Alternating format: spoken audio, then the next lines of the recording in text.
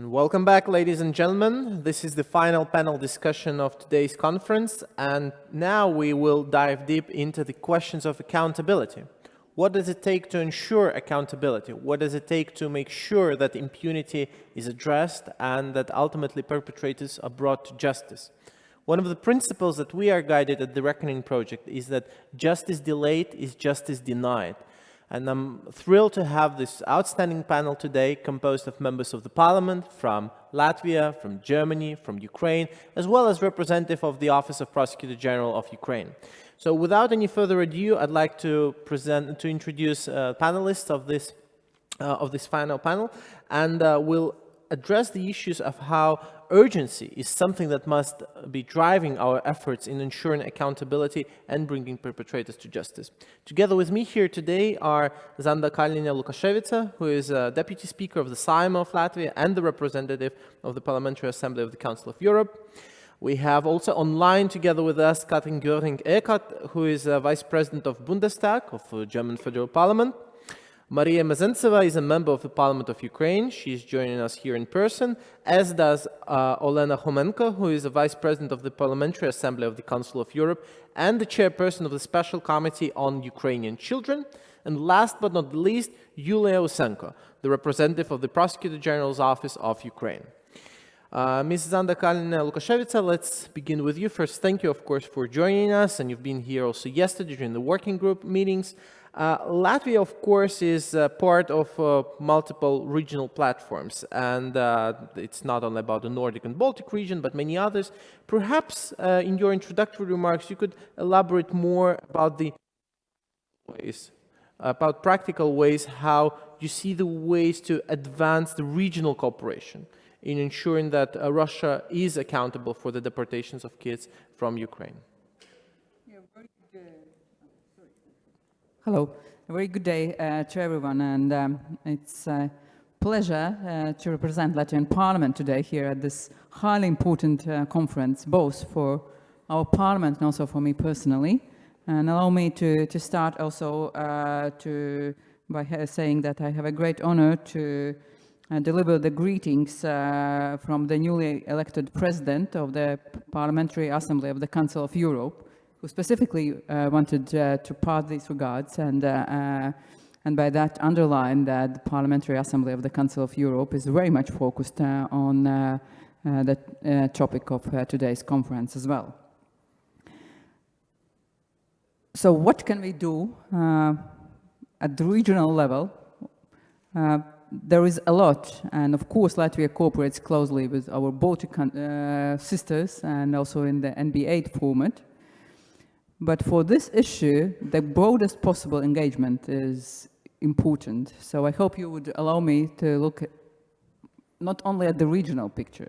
Of course. So I believe that we need to continue to work with all parliaments all around the world to ask them to pay attention to these war crimes committed by Russia when abducting Ukrainian children and bringing them to Russia.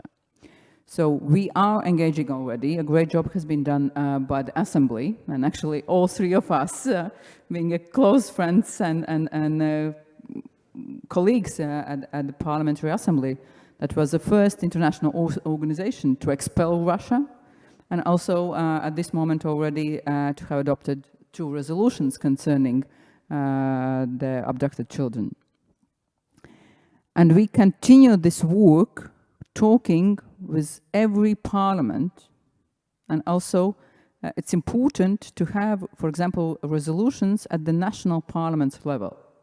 So we have one from the Latvian parliament, and it not only condemns everything that Russia did and continues to do, but also invites international organizations, and especially the International Red Cross, to do more, and also invites other parliaments to take resolutions and to create this international pressure on Russia. And we also sent letters, for example, to all the parliaments of the Council of Europe, member states, asking them also to follow with the resolutions of the national parliaments. So I believe that it is really possible if we engage, also including with parliaments in Asia, in Africa, in Latin America, to increase this pressure so that Russia gets really bad days concerning especially this particular issue. And that's something where we can work together and build this pressure. And I think already for the last year, we had like a trio of us, including touring Europe and asking to do more. And I'm happy that we have our German colleague, Katrin, joining us online. So it could be great that in the future, also you could join this endeavor, and we could advocate and we could ask everyone to talk about that.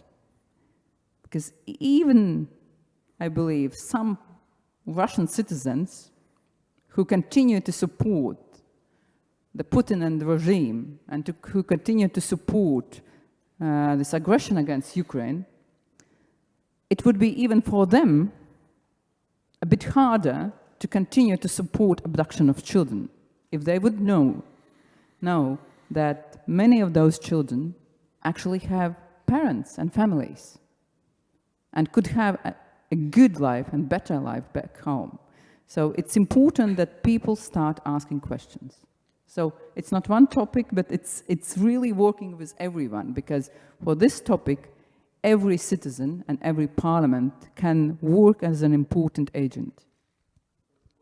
What I hear from you is not the issue of only accountability, but it's also awareness that is inseparable from bringing justice to place, and the role that nationally and international parliamentarians can do. But in my appeal to Ms. Eckert, who I'd like to welcome first, it's a pleasure to have you here on the screen. I'd like to ask for your introductory remarks, and perhaps you could give us a hint about the efforts that German parliamentarians and you personally do also to expand to the global level, as just Ms. Kalina Lukashevitsa was giving us a hint that we need also to think about the global dimension of the global south. So please, Ms. Göring-Eckardt, we're looking forward to your introductory remarks here. Yeah, thank you for the opportunity to speak today here. It's a pleasure for me to be here. And maybe you have to know, I've been in Ukraine last year and I was able to visit Borodyanka, Kiev, Odessa, and Bucha. What struck me the most during my visit is witnessing the impact of the brutal war on children, but I could also see their incredible bravery and resilience. However, I can't stop asking myself, how do they cope when bombs suddenly fall from the sky, or when they lose friends, parents, and grandparents? As a mother of 2 and grandmother of 5 children, this question shakes me deeply. And they make me angry. No child should suffer like that today. Ukrainian children deserve our full support, Vladimir Putin is dragging the weakest in society, the children, into this war of aggression in the most brutal way. He robs them their childhood. He seeks to destroy their identity. He's robbing Ukraine of its future, and that's the point. In this conference, we heard vivid accounts confirming that Russia had abducted almost 20,000 Ukrainian children and moved them to re-education camps in Russia. Putin is using the abduction of children as a weapon of war.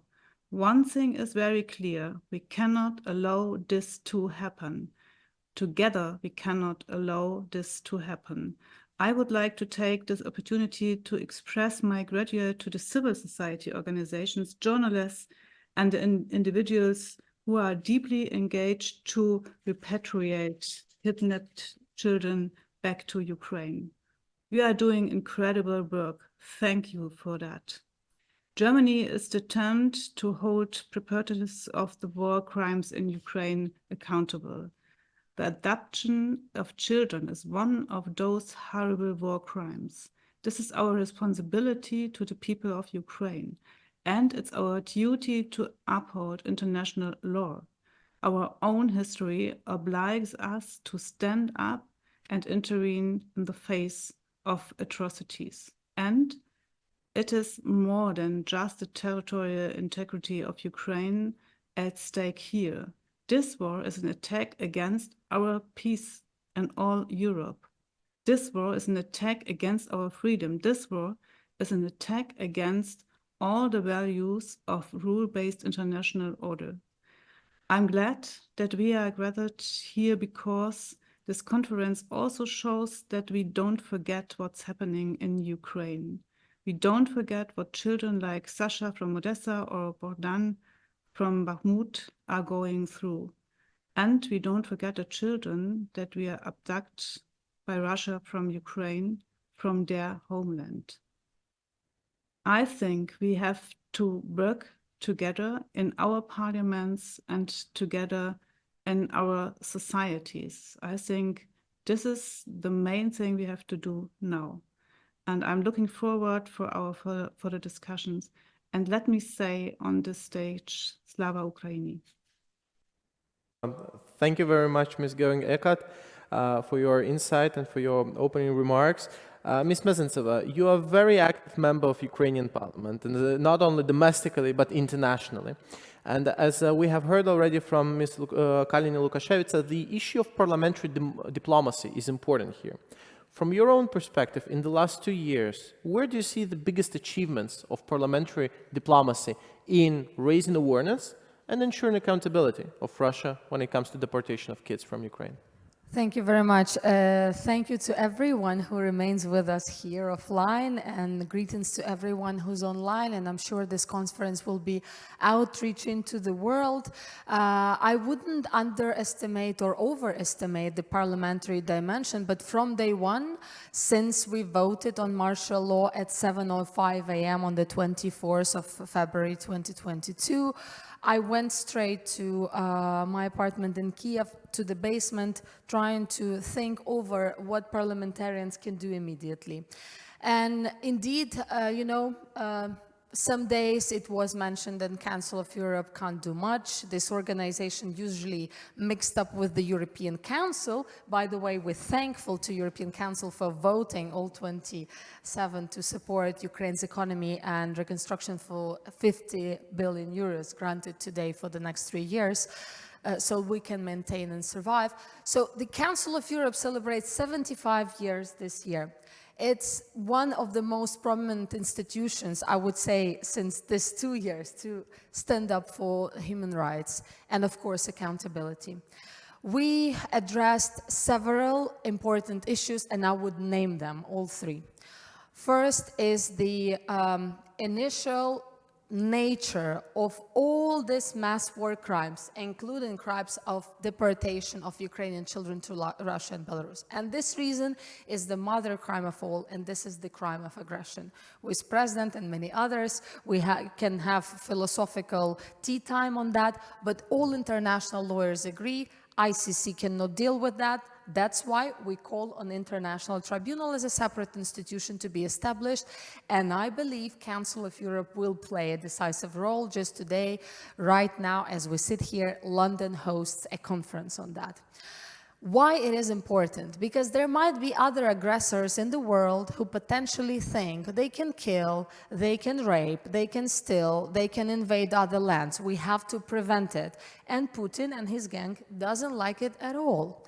As well as ICC puts a very great standby to international law and the commitments, where it issued in March last year a warrant on this specific case, the deportation of Ukrainian children to Putin and Lvova Belova. But we think there are more, and we know after viewing the movies and hearing Yale's research that there are many more people involved who are high and top officials of Russian Federation. Point number two, this is itself the deportation of Ukrainian children. And we don't think, we know, this reads black and white. This is a genocide. This mass deportation doesn't have a genocidal nature. It is a genocide, even though our two resolutions refer to that already. And number three, friends, reparations, compensations. We don't talk only about the mass shellings which occur in my home city, Kharkiv, daily basis. After which, as First Lady referred, Kira and her mom, Vitalina, died last week in Kharkiv. They are friends of mine, and we made the funeral just last week. This is terrible. There is not even one child or adult who deserves such death. That's why we can talk for hours. We can assess the accountability of different international partners. We call on ICRC, International Red Cross, to act more. We call on UNICEF. We call on everyone who have this in their mandate already today, not to invent the bicycle. You have seen the movies, you have seen the witnesses, you have seen children who have now difficulties to express themselves, who have difficulties to sleep at night. I know I'm referring to emotional, but there is rational part. This year is crucial, friends. There are more than 30 countries in the world going through elections. There will be local challenges, global challenges, but we have to react to this today, because other states and aggressor would think the impunity can't exist. So I think parliamentary diplomacy in general is crucial, and it comes from the grassroots of democracy, of human rights, because people elect their representatives and they make decisions. I think we have proven that we can be capable, we can be reactive and proactive, and the amount of the visits, there were more than 700 delegations just during 2022. I've lost the count how many of great members of different parliaments arrived to Bucha, Irpin, Izum, Kharkiv, Odessa, other places, and I do believe they will be able to arrive in Mariupol on the day of liberation. That's why today we call on all the partners, not only parliamentarians, but also every one of you, dear friends. Everyone is asking what can be done. Even one tweet would help. And I do think that the instrument is the personal story. I do think the instrument is emotion. However, our great representative from prosecutor's office will tell you more. We have to deal today with more than 125,000 war crimes, but the essence of it was the aggression. We will bring, I believe, and my t-shirt says believe, because I believe that impossible was made possible by also parliamentary diplomacy. I believe everyone will get back, including my relative who's missing, whereas it's a reversal story. His son is waiting for him. So there are many, many other things that we can address here, but I prefer to act than to talk. Thank you. Thank you very much, Ms. Mizentsev. And I think if I had the liberty to extend a bit, I think we all are looking forward being able to visit not only Mariupol, but also Donetsk, Luhansk, and Simferopol, of course. So yeah, I think this is something what we're deeply committed to. Now, Ms. Homenko, Council of Europe was mentioned here a number of times, Parliamentary Assembly in particular. And one of the special things that happened is the Special Committee on Ukrainian Children that was established. Can you explain what is so different about this particular platform from any other existing bodies? Why does it matter to have this particular committee within the Parliamentary Assembly of the Council of Europe? Dear colleagues, dear friends, thank you for having us here today. And I just would like to highlight that our activity, the members of the Parliamentary Assembly, is proving that it can be quite productive, and Parliamentary Assembly unites 46 countries. With regard to deported children, it has adopted 2 resolutions, and the special committee was established, the platform for cooperation and coordination of all our efforts of our friends, together with Ukraine, in our endeavor to return Ukrainian children. So this is a great platform, and the Assembly is a leader. I can admit, I can name this organization as a leader among other organizations, because in the maze of human rights and the rule of law, because it takes decisive and strong steps. One of them, as Maria mentioned, that naming deportation of Ukrainian kids as a possible crime of genocide. And the first resolution was adopted a year ago, and then there was reaffirmation in the last resolution adopted last week. Also, there was mentioning of involvement of Belarus in those crimes. So we are inviting other organizations to follow this example, and also other national parliaments to follow the example of Latvian parliament, for example, that adopted the statement, the resolution on deported children. So this is a significant step, and the emergence of new political recognitions of the fact of committed genocide will spur the legal investigation of this crime. And also the second way is the initiative of member states. Like I mentioned Latvia example already. So we actively encourage our friends, our parliamentarians, fellow parliamentarians to act. And in my capacity as a rapporteur on the resolution on Ukrainian children that we have adopted last week, and also most importantly, the follow-up rapporteur, allows me to monitor and facilitate the implementation of resolutions recommendations.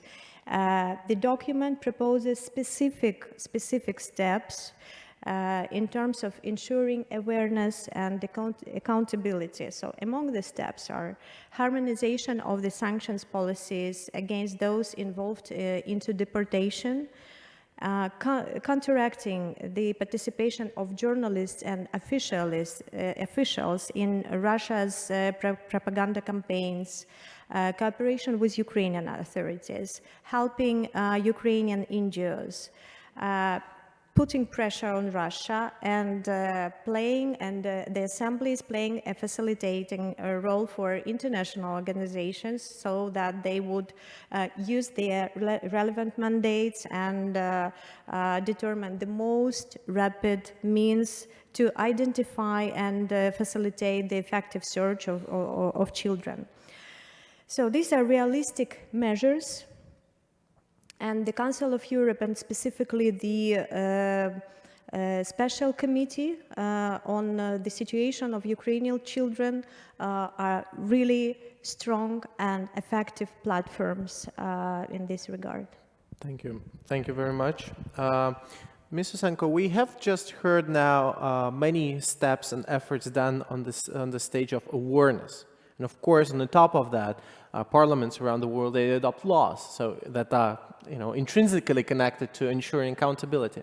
But on the side of the Office of Prosecutor General, we heard the figure many times today and the day before yesterday and earlier, 19,500 children, according to the figures of Ukrainian officials, are, at least that number is deported. But can you give us a little bit more detail on the investigations and the way how investigations are run by the Office of Prosecutor General in Ukraine, as much as you, of course, can share with us, because I guess it's a sensitive information. Thank you. Distinguished guests, colleagues, dear friends, let me express my gratitude to be here and speak with you. Very important now to talk about accountability and about building justice for our country, and Ukrainians very appreciate it. I want to say that it's one unique situation in Ukraine when we can investigate war crimes, international crimes during the war. And I want to say that, of course, children suffering the most in armed conflict and in Ukraine also. At that moment, law enforcement agencies started criminal proceeding in 3,500 criminal cases by international crimes committed against children. It's killing, maiming, rape, and other forms of sexual violence, abduction, deportation, and others. And what I want to say that what our task as a prosecutor, of course, we should collect a comprehensive evidential base, first of all. And for me, as a prosecutor, very important to provide accountability. But as a Ukrainian citizen, for me and for all Ukrainians, very important to build justice. Because when we ask our survivors and victims, what do you want? They want, first of all, win, and the second, justice. Not money, not reparation, but they want justice. And what our task as Prosecutor General Office is provide investigations and documented war crimes on national level, because we understand that ICC have a specific mandate, and maybe more than 19% of all investigations of all war crimes, it will be in our national system, of justice. And what I want to emphasize that in our investigation process, in the case of forced deportation and unlawful displacement children, we cooperate not only with ICC and other international organizations, we cooperate with non-government organizations. It's very important for us because, for example, we heard in this audience Nathaniel Raymond, Yale University, and their report very important for us. And these reports and materials are part of our criminal cases. We collect everything because we don't know how much time we could spend for investigation. And now, for this time, we identify only 3 suspects who committed crimes against children. I say suspect because we need to think about objective investigation, and we need to think about evidence, first of all, if we want to have a judge decision. And these 3 suspects of 48 orphan children, for deportation, 48 orphan children from Kherson region. And one of them, what important to emphasize, it's a deputy of State Duma. It's a Russian citizen, very high level political. And of course, when we investigate our criminal cases, we have a lot of challenges. And we know that it's not an easy process, but we couldn't stop, and we know how to do it. We should be united, first of all, and our acts should be united. And what I want to admit, Olena and Maria said about resolution of PASE, and what important in this resolution, that in this resolution we talk about 3 ways of qualification: war crimes, crimes against humanity, and genocide. And Ukrainian prosecutors collect evidence for all possible qualification, but how we will qualificate our criminal cases and our suspects, we see in future, because we need to collect evidence, as I say. And what one more important things in this resolution, that we should be incorporate with international mechanism to do all what we need and what we can do for collecting evidence in the other countries where our victims, witnesses, and anyone who can collect evidence, we hope for this support, and it's very important for our case. Thank you very much. There are so many questions I'd like to ask you all, and I realize that I have only 15 minutes to do so, so I'll try to make it possible. But still, Ms. Kalina Lukashevitsa, I'll try to ask you a yes or no question. What we've been seeing for recent years is that Latvia tried to expand its diplomatic and economic outreach also in the countries of Global South, for example, in Central Asia, in countries like Kazakhstan and Uzbekistan. We've seen from cases of deportation of kids that those countries in the Global South, they actually play an important role as mediators. Often we hear about Qatar, we hear about the United Arab Emirates. Do you see potential in the countries within the Central Asian region perhaps to play a greater role in joining not only the international coalition for bringing kids back, but actually from practical standpoint in brokering more deals on bringing back kids back to Ukraine? Do you see potential for that from the experience of Latvia's policy in that part of the world? Yes. Okay. Good, good. That's reassuring. Good, thank you. May I Of course, explain? please elaborate. Yes. And actually, thank you for this brilliant question. And indeed, I think nowadays, especially if we talk about the information or social networks, we talk usually about the bubbles. Exactly. But I think we can use this analogy if we talk about countries. So we sometimes tend to live in bubbles of allies or regional groupings. And it means that we need to engage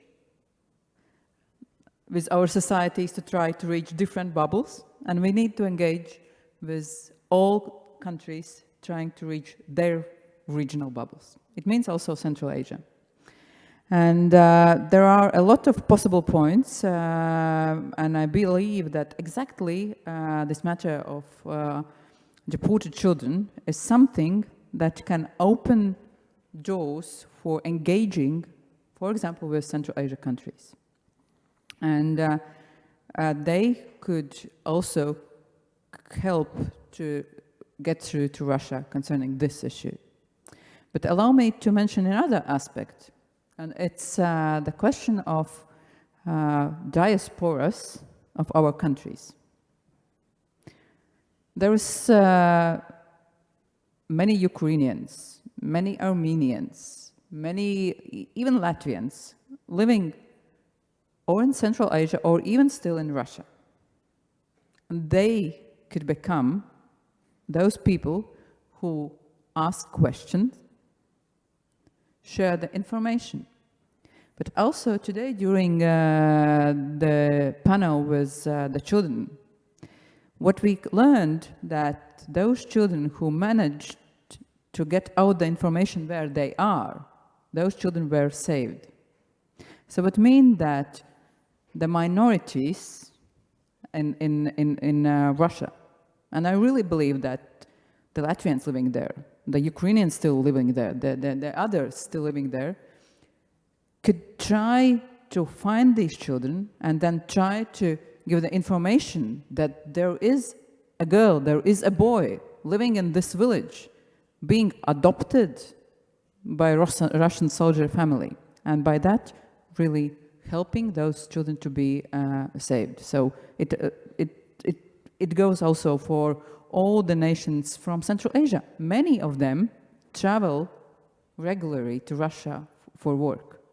So they can commute, they can bring the information, they can help to find those children.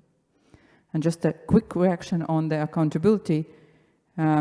We also created the damage register, and somehow I think it was not mentioned in this panel. And if we talk about the damage register established during the Reykjavik summit and inaugurated here in Riga, we do not talk only about the bridges and hospitals and schools. We talk about the injuries of the people, of the losses of the people. And actually, every child who is brought to Russia in these circumstances, he's injured. And we also heard this story that a child in part of education gets only Russian language or culture without any mathematics or chemistry. So it means it's a loss for his future opportunities. And that should also be registered and calculated, because we will make Russia to pay for all the damages, including for bringing those children away from their families and country, and by that, injuring them. And that's a huge loss for them and for Ukraine. Thank you. Thank you very much. I'd like to ask Ms. Göring-Eckardt a very practical question, if I may. We have learned during this conference also that the power of publicity, as kids were reiterating, the power of going out in public and articulating the demand to bring kids back is something that can actually help, can accelerate the process. Do you think that if members of the parliament, for example in Germany, took initiative to have a symbolic patronage of individual kids who are captivated by Russians, would that help? Would that be a powerful tool to articulate those individual stories? Or perhaps there could be some other practical steps that could be taken. What is your take on that? Mm-hmm. Yeah, at first, Sander, thank you for your ideas and thank you for your statement on this. And yes, for me, The almost 20,000 children that have been unlawfully abducted by Russia deserve our special attention everywhere in the parliaments and everywhere in the society. A symbolic patronage could be one powerful tool to give a stage on the stories of the children of Ukraine, and I support it. I think tell about the stories, tell about the biographies is one of the main things what we can do. In Berlin, I have met with Daria Khashamchuk, the president advisor from Children's Right on Rehabilitation of Ukraine, who is also here on this conference. And I want to thank her for bringing this topic to the German parliament. Several of my colleagues have taken significant steps to raise awareness about Russia's adoption and children from Ukraine. Various events and discussions have been organized on this topic. To just give you one example, just in December last year, the Committee of Human Rights and Humanitarian Aid met with representatives of Ukrainian parliament to discuss this topic in detail. Looking ahead, it's important that we continue to maintain and expand our support for Ukraine, even if many other crises and conflicts demand our attention as well. That's the reality, but we have to stay strong on this issue, on this conflict, on this war against Ukraine.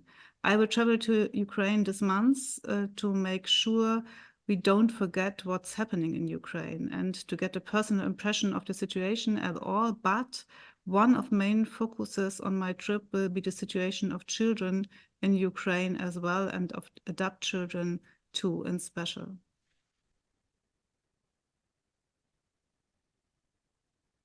That does truly matter. Ms. Mezentseva, if I asked you to mention two most common mistakes that the West is doing or is not understanding about how to bring kids back, what would you draw attention to? What are we doing wrong sometimes? I think I would make it very short. It's just one thing. It's like thinking that we have a lot of time ahead. And First Lady referred to it. Friends, we don't have 55 years ahead, because calculation is simple. If we take 20,000, we think there are more, but 20,000 cases bringing each child per day, that would make it 55 years. It took us 90 years to say that Great Famine, Holodomor of 1930s, last century, was a genocide. We don't want, as I refer to your statement, justice delayed, justice denied approach. And the clock is ticking. Many people say I have black humor since full-scale invasion, but I think it's more my studies in UK which affected me. I do think there might not be tomorrow. Even my T-shirt says "Live today." You know, carpe diem. Carpe diem situation is for us a daily philosophy. So the more NGOs are involved, the better. The more active UNICEF and other international organizations, which are not government one, are active, the better. The more governments are talking in the coalition, and we know that tomorrow Canada is chairing it, the better. In this very hall in October, we had a security conference, and we also spoke about the idea of Latvia holding this international conference. Look where we are today. It was like a click. Did you feel this time since October? I didn't. I just know that there are more children who are back. We know that the efforts of the President's Office of Special Envoy, Madam Herasimchuk, and Office of Ombudsman, Mr. Lubinets, who, by the way, worked with us in the Council of Europe Parliamentary Assembly. And you know, all these efforts matter. And if you think, friends, that there are some mistakes you are not doing, that must be probably silence. And we are not accusing anyone. I just think that this tool, daily basis, one story, one small post on your Facebook, tweet, or whatever it's called, X platform, is a matter of fact. Blaming and shaming campaign for Russia is a must. We did it for the companies who didn't leave the market, because they were paying, you know, for the rockets that are shelling us irreversibly. Today, we have to say governments, parliaments, people, we are not dealing with an aggressor, with a dictator. By the way, our resolution says that Putin is a dictator and Russia is a dictatorship. We are not dealing with those who are stealing children, because this is disgusting. I think it's a long answer, but the one point is short. Silence kills, and the non-action also kills. These children are waiting for us. So illusion of time is something that we should be completely facing, turning our faces away from. And Ms. Homenka, I wonder, now as we're talking about kids who are deported after February 24th, 2022, it's pretty much clear. But what are we going to do about everyone who was deported before that, from as early as 2014? Because someone who may have faced deportation at the age of 8 in 2014 now is actually an adult. They are 18 right now. Is there a way to address that, or it's completely gone right now? This is a difficult question, and of course we're aware about these horrific practices Russia is applying, and we are aware about militarization, about indoctrination, about Russification of our children. And the problem is, the issue is that as parliamentarians, we can't go and we can't go to Russia and find those children. We don't know their whereabouts. We don't know the conditions they are in. But I believe that international organizations, humanitarian organizations with relevant mandate, they to mitigate. I would like to mitigate this. They are doing less than they could do, and we need to stop this practice of destroying Ukrainian identity in our children just by putting all efforts in their return to provide rehabilitation to them, and also to to search for rapid mechanism, legal mechanism, how to return them back. So unfortunately, Russia is not doesn't show any respect to international law. But what we can do, just consolidate our efforts as international community, and only this could stop and could help us to withstand these practices of Russia towards our children. Absolutely. Thank you very much. Ms. Osenka, to wrap up our discussion, and it was, I wanted to ask you something when you were explaining the whole scope of work that Prosecutor General's office is doing. I want to ask you, what are the two major challenges that you have with work? Is it about human resources, insufficient amount of prosecutors working on that? Is it about infrastructure? Is it about something else? What are the two major challenges that, and perhaps we can find a way to address them? Thank you for this question. Of course, as I said, we have a lot of challenges, but many of them, and maybe it's one of the most important challenges, we have no access to the territory and to our children who were deported. And in this issue, Russia didn't say and didn't send any information to the international organization about our children. Now we know we have information about 19,500 children who were deported or unlawful transferred to Russian Federation and occupied territories, but we don't know exactly how many children were deported. And in this situation, it's very difficult for us to identify all children. Where is these children? And we know that Russia changed legislation to simplify and impose Russian citizenship to our children. Russia put our children in foster families, Russian families, I want to admit. And what important to say that the process of indoctrination of children started from 2014 on Crimea and temporary occupied territory on Donetsk and Lugansk region. And this time, it's this time very big challenges for us because we lost our children every day. Some of them grown up, some of them adopted, and we don't know anything about the fate of these children. So first challenge is we have no access to the territory and to our children or other witnesses of this international crime.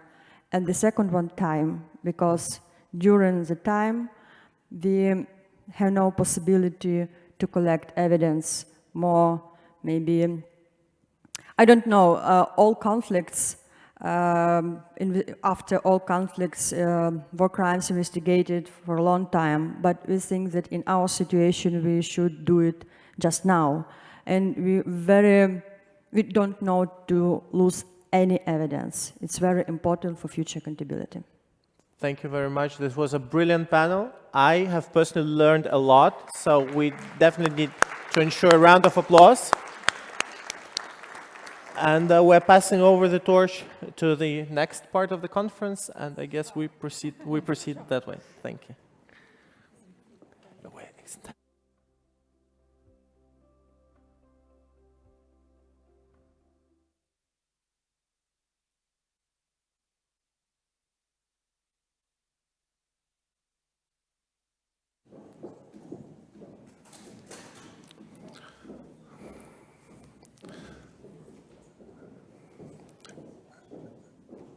Excellencies, distinguished guests, ladies and gentlemen, my name is John Tully. I serve on this conference's steering committee and represent the American Chamber of Commerce in Latvia.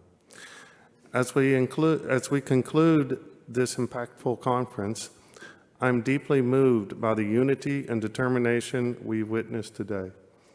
We've delved into the heart-wrenching reality of Ukrainian children taken by Russia, a crisis that has left families shattered and shocked our common human values. In every story shared, we felt the anguish of parents and children torn apart. But amidst the pain, there's a glimmer of hope, a hope fueled by the solidarity and support shown by each of you. I want to discuss my heartfelt gratitude and the incredible organizing team whose dedication made this event possible. Many of them generously volunteered their time and worked on a pro bono basis. To each and every one of you, I offer my deepest thanks, both personally and on behalf of all the organizers. To everyone who attended, your presence underscores the urgency and importance of ensuring the safe return of deported children and upholding international law. As we leave here today, let's carry the knowledge and insight shared during this conference to others. I'd like to emphasize what Maria said, that silence is really the worst thing we can do. We need to get the word out. I've been talking to others during this conference, and I think it's such a shocking activities that Russia has been doing that almost people can't comprehend it, and they can't even understand how far it goes. The devastation it does to children, it's beyond comprehension, but that's a task we have to do, is to get this message out. People understand what's going on, and then I think we'll see a lot more public support, a lot more public interest, and hopefully that will really help us to change what's happening now. Now I would like to invite to the stage Daria Harasamchuk. Sorry.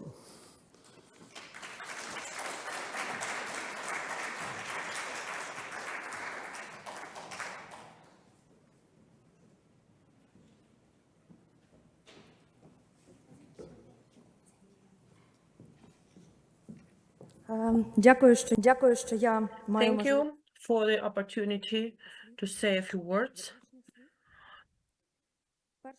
wrapping upwards, first of all, I would like to thank everybody who was organizing this very important conference. This is a great list of people, organizations who made it possible, but I would like to separately thank you, Mr. Levitz, for the possibility to implement this idea and make it real. Today, when the children left the scene, I asked them if they were satisfied with what happened. Vanya, who was appealing to you from the stage and explaining that he was helping, being in Russian captivity to unite with their relatives, said, how do you think, can I consider that I helped to 1,000 children? And I said, yes, you can, because I'm convinced that you did. Everybody who thought today the voices of these children, their stories, they cannot force themselves to make look like it doesn't happen, doesn't exist, cannot spend some more time on thinking, what can we do? We don't have this time. Our children don't have this time. Yulia just mentioned that some of the children who were at the territories which were occupied since 2014, they grew up. And that time back in 2014, we didn't quite enough react to the atrocities of Russian government. No, now you witness what we face. And if we don't react now the way it should be, it will continue, and not only in Ukraine. Let me repeat that I feel very sorry that our Ukrainian children understand the difference between peace and victory. They understand that peace is temporary, that these are some agreements, some compromises. So they want victory. They want Ukraine, with the help of all its friends and partners, to destroy the evil. Answering today, journalists are answering the question whether I wish death to Russians, whether I wish Russian children to die. I said, no, I do not Russians to be dead, but I wish utopic thing. I understand this is utopia, but in one instant moment, all of them, in each distant village, in each place, area of Russian Federation, all of a sudden they understand what they have done, what they have committed, absolutely sincerely what they have committed, because you cannot live with this. I hope that by the end of his days, they will live with total understanding of what they have committed, be responsible for their commitment deeds, and all their predecessors will respond. And I wish that the voices of the children, which government of Russia tries to steal, because they are the witness, all world will hear. And please continue sharing their stories. That's why they were talking to you today. Please tell their stories today. Tell who they are, what they dream about. I understand that it's very difficult to talk about the grief of the child, because this is our fault. We are responsible for the grief of our children. But children are happiness. I'm not ready to lose this happiness, and I'm assured that you are not ready as well. Thank you for hearing us. Thank you that your hearts respond, and each of you just not only says but also acts, because we don't have time. Glory to Ukraine.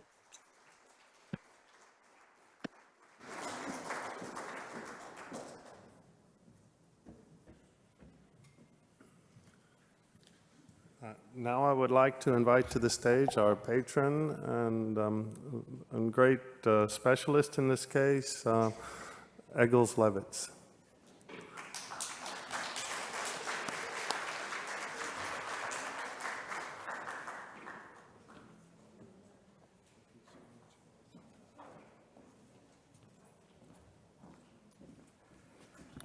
the participants of the conference, we have today in the conference the focus on a specific aspect of the Russian war against Ukraine. As a deputy of the parliament said rightly, and we have discussed this many times, the crime of the crime is the war of aggression. But this is a very specific part of the war of aggression against Ukraine. Specific part because it's directed against the most vulnerable part of the population, against children. This is one reason. And the second reason is that exact this war against the children, it seems that fulfills the Convention of Genocide, also the crime of genocide. In the first panel, we have heard that it is very important for the victims in general, but also, of course, for the children here, that the crime is recognized as crime, recognized. And second, that they are not forgotten. And our conference has fulfilled the both tasks. We have seen that it is a crime, we have discussed it, and also it is a part of the continuous effort not to forget the most vulnerable victims. The task of the conference, the goal of the conference is to raise awareness on this crime of genocide against children, political awareness, because it is necessary to maintain and increase the political pressure against Russia in different manner, in different ways, and we have discussed these different ways. And second is also to maintain and to increase the system of responsibility for the perpetrators, even if it is not possible by many of them to be tried immediately, but it is for principal reasons, for political reasons and for legal reasons, for the reason to maintain the level, already reached level of international law, to maintain such legal infrastructure and do what it is possible legally already now. We have heard there are investigations. We have not judgments yet, but it could be later. But we have done a part, at least, of the preparatory work. I think this conference is part of the ongoing efforts to help Ukraine in political and, of course, also legal way. And I would like to thank all the participants, thank the speakers, to thank our Ukrainian guests and other guests from abroad, and the organizers and the sponsor of our conference. Thank you very much, and we will continue our efforts till the victory. Thank you.